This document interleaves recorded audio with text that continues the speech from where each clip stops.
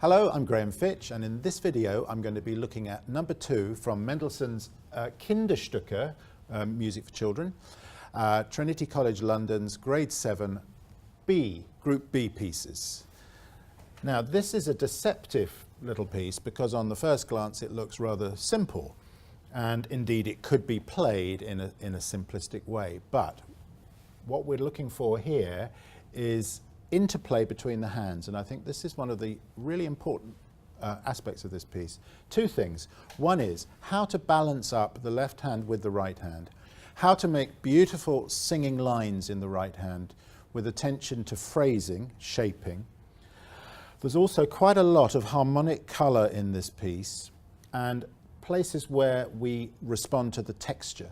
I'm thinking about the darkening that happens towards the end. So it's a magnificent little piece. It's really a song without words, kind of a prototype song without words if you think about it. And we're in the key of E flat major here. And if I start by just playing you the melodic line in the right hand, and I'm going to phrase it as beautifully as I can.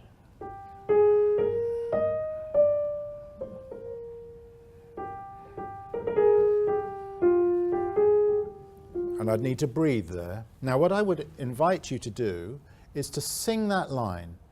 Just sing it, even if you don't feel like you're a particularly good singer. Sing that and feel where the high points are. What I notice is there's a lovely rise.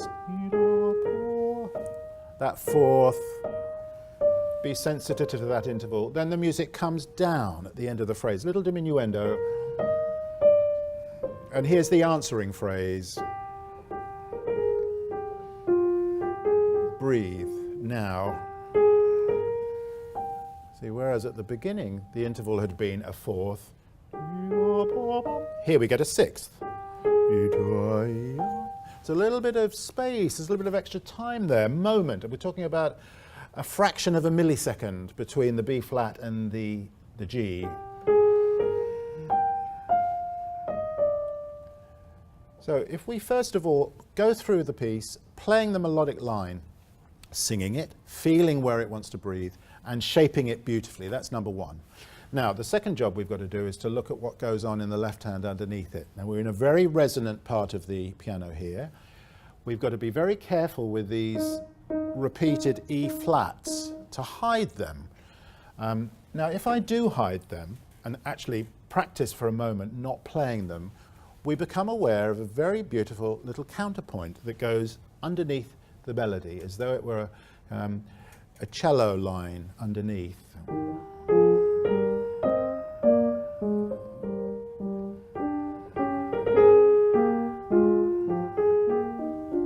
Isn't that beautiful? And what I'm going to do is, for practice, I'm going to put my E flat down in my left hand so that I put it down silently with my thumb. And I'm now going to play those notes that go together with my right hand.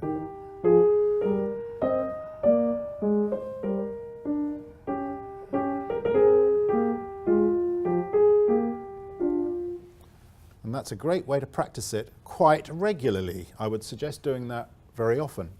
Now I'm going to play the left hand by itself, and what I'm aiming for here is the bass note, the bottom note, a little firmer, and the top note, the thumb note, very light.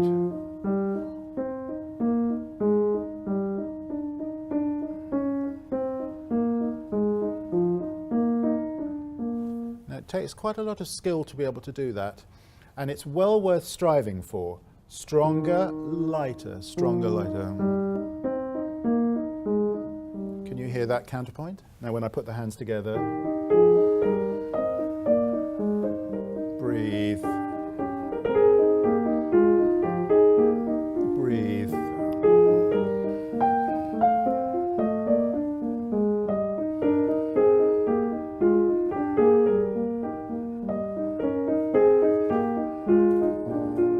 End of part one, end of the first paragraph if you wish, or the first verse. Now there's more of this happening afterwards. There's a little crescendo happening now. And just listen to what Mendelssohn does with his harmonic colouring. It's absolutely beautiful what he does here. You can feel him building. Another building phrase.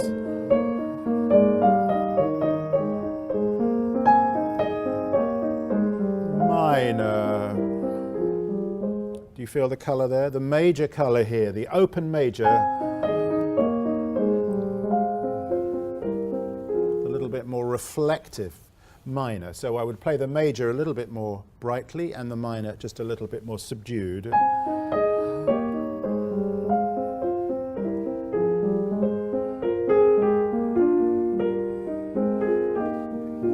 Now a new section. There's another element that Mendelssohn introduces here, which is a bass note crotchet, a longer bass note crotchet, which is his dominant note. Kind of signifies that we're coming toward an end. When a composer writes a dominant in the bass and keeps repeating it, where our ear is preparing for the homecoming. So we feel here a sense of homecoming, impending homecoming anyway, it's not there yet. Now he's repeating that phrase, but he's decorating it a little bit. So the great composers do that. They're not going to say the same thing in the same way twice. Just be aware of it.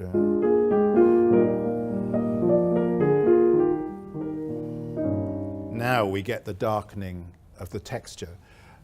He's going in the subdominant direction.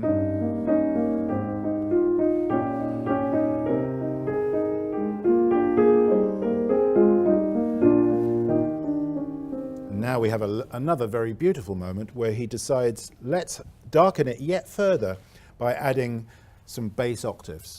So we've now got this register of the piano resonating. We don't want to play it firmly, we just want to appreciate the colour that it brings to our sound.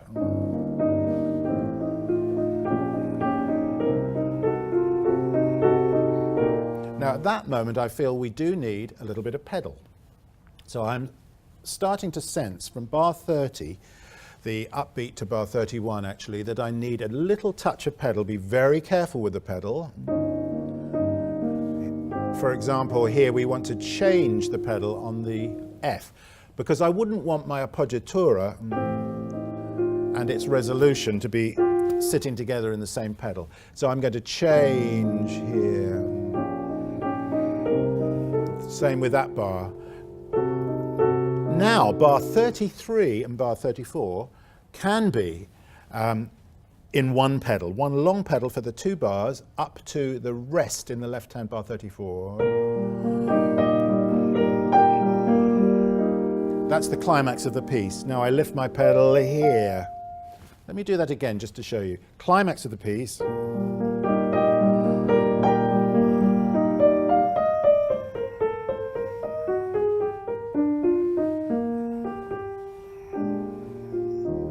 And I allow the music to unwind a little bit toward the end of that cadenza. It's as though it were a cadenza, isn't it? There's no left hand here. It can be a little freer toward the end.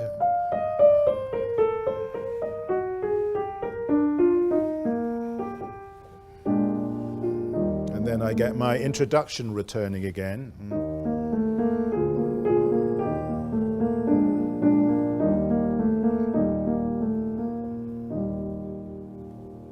We've got the most exquisite little miniature there that I can't imagine anybody not getting great satisfaction from.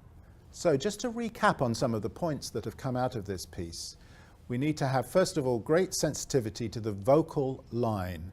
You might even want to put some words to it. If you're particularly clever with words, try finding a poem or making your own up that fits the words.